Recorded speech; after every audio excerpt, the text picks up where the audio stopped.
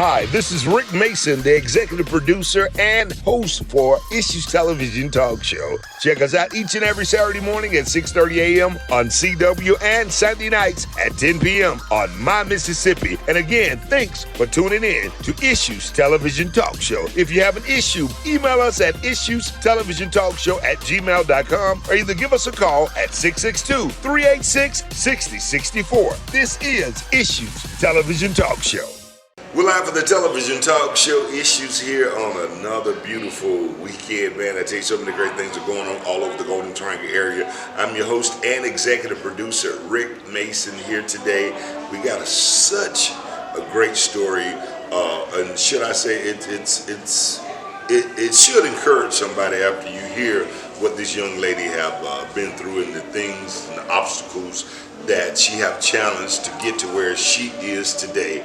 We're live for the television talk show, Issues.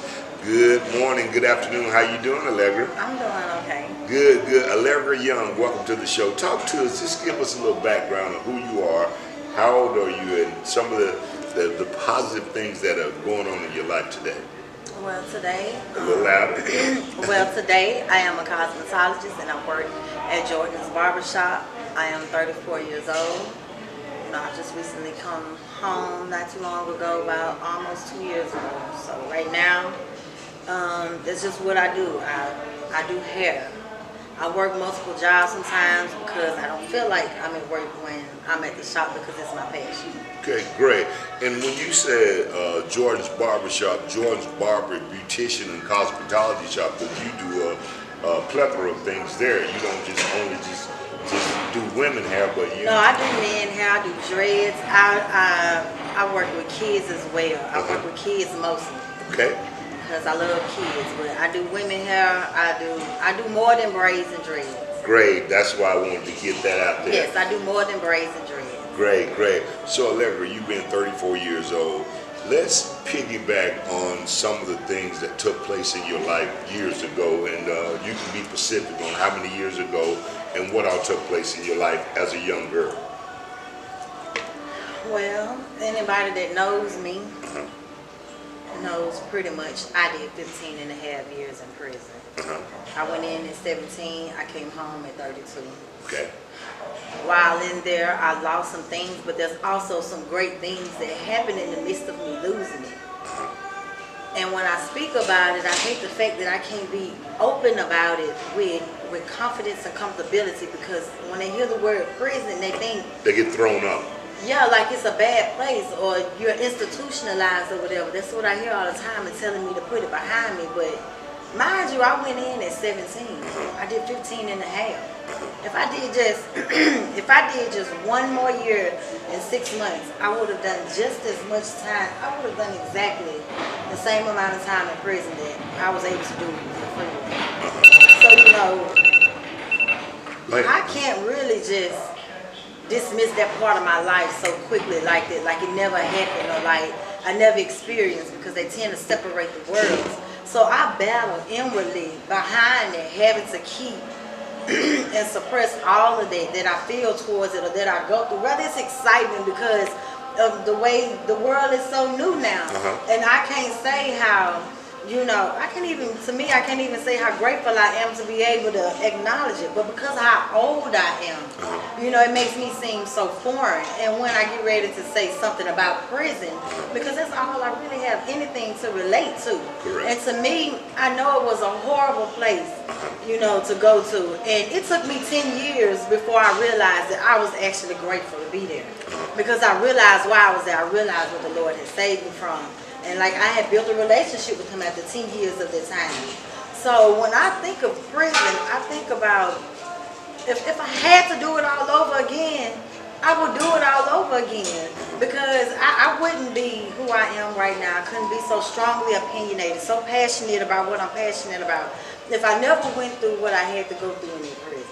But I just want to stop you right there for a moment, because you said if you had to do it again, you would do it again, but not to do the things that you did to go. Not to, no. Correct. No, yeah, no. but we want to. No, but it's my life and I accept it. Right, correct. I know I can't take it back or whatever. I can't choose it or whatever, but I accept it. And And because if the Lord wanted me to go through it all over again, okay, that's what you're saying. Okay. I would do it because Okay. I know how I can come out of it, and I just feel like it's a choice.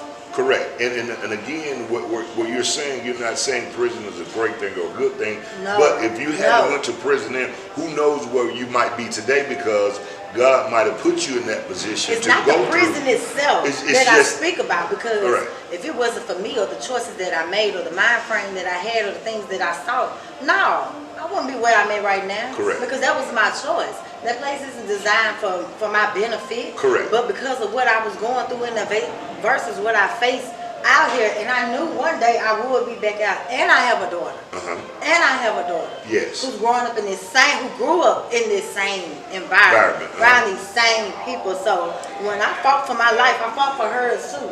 Even though I wanted to leave, you know what I'm saying? Like, but knowing that I had to leave her behind with that, like, that made me want to fight even more. And so instead of taking the prison for what they wanted me to take it Correct. for, You I used it was to your never advantage. there. I was never there. Your mind wasn't there. But I have such an imaginative mind. I was in the fantasy world. Like my rack wasn't my rack. It was my bed. My TV was my living room area. Where I kept my dishes at was my kitchen. It's what I did with my mind when I went to school. You know what I'm saying? I was in college. When I went to work, I was working. You know what I'm saying? I never allowed that place to be what it wanted to be to me. what it's designed to do to people. It's designed, it was supposed to design to rehabilitate. Correct. But of course, that's not what it is. Everything is a choice. After my education, going after my education, that is a choice that I made. You know how many young girls come through there and they don't even leave prison with a GED. Correct. Yes. So everything is a choice. But I just want people to know that you can choose. Even in a place like prison, it's not a world separated outside of the world. Even in prison, that is a life. And the school goes on there. There are jobs that goes on there. There are struggles and things that people go through no different than out here. In the regular It's just world. that we are codependent. We are codependent and we are already stereotyped because we're criminals. Correct. But we re-enter into society though. Correct. We re-enter into society, but the way you treat it there, and then the things that you lose and that you can't weep over the way you can't mourn it. You can't mourn it, and it's like you forced to be this solid block. And then coming out here and you're around people with all this freedom, who has lived such freedom and who has never had anything really taken from them, and you are forced, like your womanhood, manhood, you as a grown person, it's challenged. You know what I'm saying? You find yourself, I don't care what you say out here, but when you go behind those walls and you spend a period of your life, like it takes 5 years to become an American citizen, am I right? You know, how long do you think it takes To for up in become. there? Now you get a slap on the hand, you come do some 6 months to a year, you ain't seen nothing. You got to be into where they feel like you are a citizen here. And once you do that, like and they watch you, you're studying, you're like a lab rat. You know, they're all into your background, your life, and all it takes is for you to intimidate them. To be somebody to feel To be a threatened. human. Yeah, to be a human. But you're an inmate. So I can't have the same level of education as you. I can't speak like you. They don't Whatever. want And if you I to do, be. They then don't it's want like, you to be on that level. You're saying. They don't want you to be. No, they don't want you to be. You're right. Okay. That's exactly what I think. No, they don't want me to be that way because of what I'm going through versus me coming back out and having to tell it. And if you have that much strength or that much intelligence and you feel that type of way up in here, what will you do out there? Right. Man, we'll be back in just a moment more with Allegra Young here talking about her past up until her present life that she's living now. She has a story to tell, and I tell you, a young lady who have been through what she's been through and now where she's at today, we're hoping to help somebody, to educate somebody, to talk to young ladies, not only young ladies, but young men too, who have different thoughts in their heads of not knowing what direction that they might end up in. We'll be back in just a moment for the television talk show, Issues. Issues will return after these commercial breaks. Stay tuned. It's It's time to get your kids enrolled for the new school year. What better way to do it than to enroll them into Petty's Christian Child Care? Now accepting ages 2 months up until 12 years old. Open Monday through Friday from 7 a.m. until 5 p.m. with safe pickup and drop-off. They offer basic education. Located 1723 Military Road in Columbus, Mississippi. Or give them a call, 662-630-5144. Petty's Christian Child Care. It's a blessing. Golden Triangle and surrounding areas, Michelle Tax Service presents Pastor Armando Adams' Redemption 22nd year celebration and live recording on Saturday, October the 29th, 2022 at 6 p.m. at the Southside Missionary Baptist Church, hosted by Mario Tucker and Rick Mason, with featured guest artists, the Mighty Gospel Warriors, Annie and the Caldwell Singers, Pastor Alfonso Boeing and Friends, Predestined and Fabulous Praise. Pastor Armando Adams' Redemption 22nd year celebration and live recording at 6 p.m. at the Southside Missionary Baptist Church, located at 100 Nashville Ferry Road East in Columbus, Mississippi. This is a celebration you don't want to miss. Come on out and let's lift Jesus Christ up. Good God Almighty. Check out Kids Cleaning Service. Give them a call, 662-549-2825, and ask for Maurice. Kids Cleaning Service, right here in the Golden Triangle area. They remove stains with a class, with a great smell and a great look. Give Maurice a call. Like them on Facebook. Give them a call for a free estimate today, and let them bring your carpet back to life with a great smell and a great look. It's all about Kids Cleaning Service. 1812 Short Main Street in Columbus, Mississippi. Kids Cleaning Service, COVID-19 ready. Let us make your place safe and reliable to come to. Let us clean your office, your business, your barbershop, your beauty salon, your church, your home, your factory. Whatever the case may be, Kid Cleaning Service specializes in COVID cleaning. Call us today, Kids Cleaning Service. This is Maurice with Kids Cleaning Service. I'm the owner here in Columbus, Mississippi. Let us come out and clean for you, because we don't lean, we clean. And we're back for the television talk show Issues here in the Golden Triangle area, Columbus, Mississippi. And we're talking to a young lady here.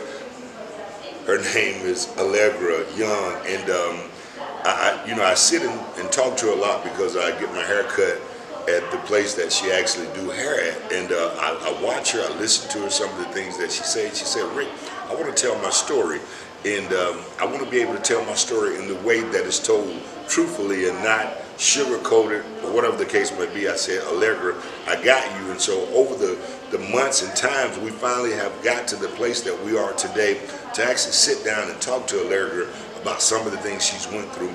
So being in the prison system itself, you was in the Mississippi Department of Correction, correct?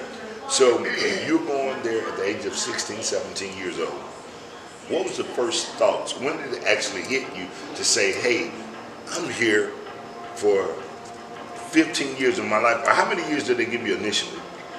I was sentenced to 25 years. 25 years. So when you actually got to this place called prison, when did it actually hit you to say, I'm here for life, in other words? It never did. It never did. I didn't realize I was in prison until it was time to come home. Are you serious? So your mind The said, whole time I was there, I was never there. They asked me, how you do it? And all I could tell them is, I've been in a fantasy world. Like, I ain't here. Right. Like, it's crazy it may be, but like, my mind can actually put me somewhere, if I'm in a place I don't want to be. right, My mind can escape like that. And God, yes. That's like, even though I did 15 and a half years, it took me 10 years. It took me 10 years to pray, to seek and reach out to God. But even after that, I still know within those 10 years of me not even worshiping or praising Him, that it was Him. It was him, yeah, only him. So those are the only two things that I could tell you. That's how I got through my time. Right. So what are some of the things that you learned while you were there incarcerated for 15 and a half years? What are some of the things you learned?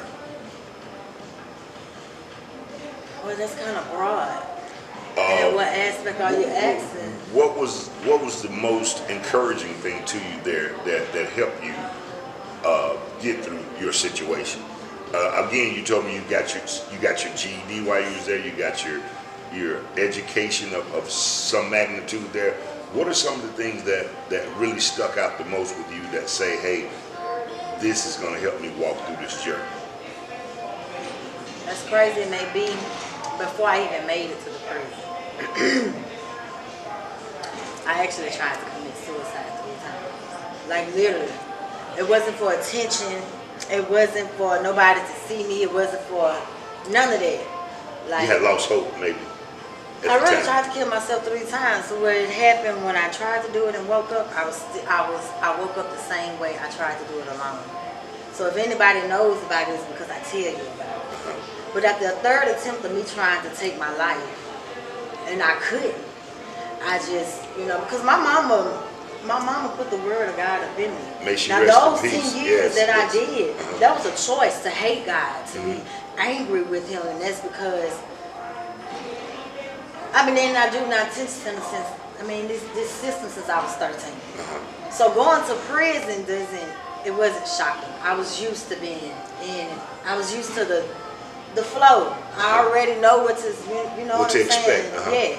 So before I went to prison, I asked God, if I knew I couldn't take myself away, and I had to be here, and I couldn't understand why, but I was a very smart child in school, educated. A's and B's. Like I can understand and comprehend. I was creative. I get awards. So my level of understanding, and then I was before my years, as my mama said. I was before my years, and my mama did put God in my life. So when I couldn't take my life after that 3rd attempt, I know I'm here for a reason. Like I can't even take myself away from here. Like I feel like I'm here against my will. So I just said, God, I know there got to be a better way. Right. Like correct. there's got to be a better way. And So were you disappointed when you didn't succeed on trying to take your own life, or how did you feel after that fact? Can you? I felt doomed. I felt doomed to be here because, like I said, my mama did instill the word up in us. And so I knew that if I could just take my life away from here, then everything I wouldn't have to go through it. I know where I'm going when I die. Right. So to leave me here, that's I felt like you're making me suffer. I felt like I was suffering. So yeah, I was upset. So I needed more from him. Wow. I needed more from him. Man, we'll be back in just a moment. It's really getting to be touching here, a touching moment, a serious moment with Allegra Young, a young lady who's been through so much until she's actually made it to where she's actually saying, I'm worth living for. I have a life. I got a new direction in life, and I want to help someone. And we're here today with Issues Television Talk Show to help someone. Again, 662-386-6064 if you got an issue. Issues will return after these commercial breaks. Stay tuned. B&R Production presents Thanksgiving Musical, Saturday, November the 26th, 2022, at the Toronto Convention Center Upper Level. Performing live, Trey Williams. Also, the new hottest Southern Soul diva, Miss Jason A. Also on the same show, Mark Selby and the Brick House Band. Music and sound by DJ Lobo and hosted by the legend Rick Don't Go Mason. Doors open up at 6 p.m. Showtime is at 7 p.m. Advance tickets only $30 and $35 at the door. Also, you can purchase tickets on Eventbrite. If you're looking for that so fresh and so clean haircut, George Barbershop and Salon is the place to go. Located 1910 Military Road in Columbus. Serving the Golden Triangle for over 50 years. Kids cuts, kids fades, kids lines, men's and women, fades, shaves, lines, even cuts. George Barbershop and Salon. Hairbrushes, moisturizer, bandanas, shampoos, designs, the chalk line, straight lines, they have it all. Black ice, spray, razor. Plus, while you're there, you don't have to worry about any snacks or any accessories because they have all the hottest masks for your protection while you're waiting. Snacks, chips, candy. Spend 25 cents to buy the Lucky Colored Bubble Gum to win a free haircut. Plus, flat screens, TVs all over the place to relax you while you're getting your cut or getting service. Jordan's Barbershop and Salon. All in one big building. Walk-ins and appointments are welcome. Give them a call, 662-328-2048 to set your appointment. Also call 662-328-4466. Attention Golden Triangle and surrounding area. It's finally here, the hottest new sports store in the city. The best in sports apparel and accessories. Sideline Sports has all of your favorite team wear. NFL, NBA, and NBL. Sideline Sports also carry your regional colleges' custom shirt, jackets, or hats. Come on and let Coach Joe put you in the game. It's your passion and your pride. Sideline Sports in Columbus. And this is just a touching moment here, being that all the things that you said you've been through and experienced in life, being that you were in the prison system dealing with so many ups and downs in life. And I understand that you were saying just a moment ago off the camera that you don't want a person to feel like what you're going through. I don't want nobody to think that when I open my mouth and I speak out about prison or what I've been through, that It's not a tough man gang Jane that you're trying to portray, in other words. No, that either. And neither do I want the attention of somebody to feel sad or pity for me, like, because You've been through it and you I hear feel like now. my story is great. Like, yeah, it's gonna be, you're gonna have a roll of emotions when you hear it. But at the end of the day, I'm great. Like, I'm great. And I ask for acceptance, and let me be comfortable in it. Let me be comfortable and confident in what I've been through, how I got through it, and where I am today, and where, I got to learn to go. Yes. Because since I've been home, like, they make it an issue for me, something that I thought that I was ready for, I prepared for. I had the plan behind plan. But when I come out here, and So many stipulations. Yes, and the stereotyping, like, what you expect, like, I know where I'm at. And I'm okay with it. And I'm okay with what I got to do to get to where I need to be. But you tell me, you give me permission to be yourself or take your time. But me taking my time may not be what you perceive taking time is. But if you give me that liberty, then let me have that. Otherwise, you're going to get me off track. And see, I'm already against a society and a perception to where, if I fall, it's expected of me. If I mess up or if I get angry, it's expected of me. And so I can't really even feel or be the way that I need to be because what I'm already up against. Correct. So I need freedom to talk about what I've been through, or be able to express it. And when I want to do it, like, it's what's in relation to me. Wow. And prison is a part of my life. So if you Yes. want me to put it behind me or act like it never existed, like, Yes. I don't get how y'all expect me to do that. Correct. And what angers me more is not the fact that I've been to prison. What angers me more is that I come out here to survive it and I can't even speak it Because without being institutionalized or or some- stuck in that place. So, Right. like, that aggravates me, and I be trying to understand a certain part of mentality, because when I look at it or I hear it, what angers me even more is I think about how long I did and how many people approaches me with, you don't remember me? And I'm Right. trying to figure out how. Yes. How am I to remember you? 15 years And ago, yeah. then when I hear that, I'm like, is this what was instilled in these people's head, and so I never got a letter?